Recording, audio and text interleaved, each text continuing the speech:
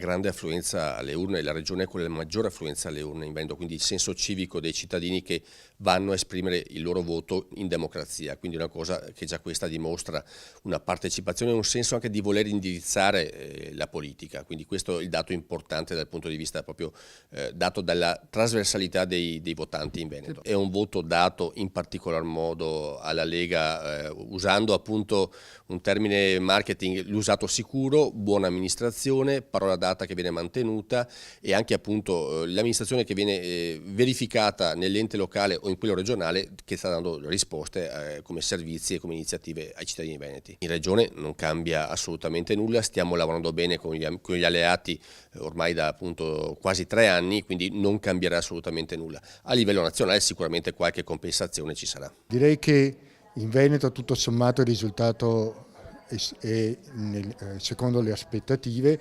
3 dati da segnalare: una partecipazione elettorale elevata pressoché simile a quella del 2013, un fortissimo risultato, come tutti è noto, della Lega che prende il triplo di Forza Italia e quindi del centrodestra fa cappotto, tanto che prende 32 seggi sui 74 disponibili di Camera e Senato. E dall'altro lato un risultato deludente di tutti gli altri, compreso per certi versi i 5 Stelle, che vanno a nord e in Veneto in particolare non così bene come nel resto d'Italia.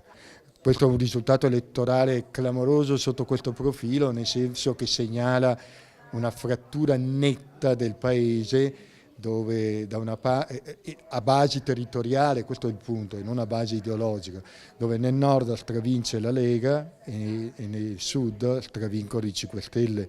Non era mai capitato nella storia elettorale di questo paese dal 1861 ad oggi un risultato del genere. Questo cosa comporterà nelle trattative per formare un governo?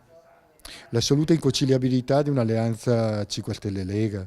Se ne parla molto in queste ore, ma è del tutto campata in aria, non esiste. Non esiste perché vorrebbe dire mettere insieme interessi del nord e interessi del sud che divergono radicalmente in questo momento.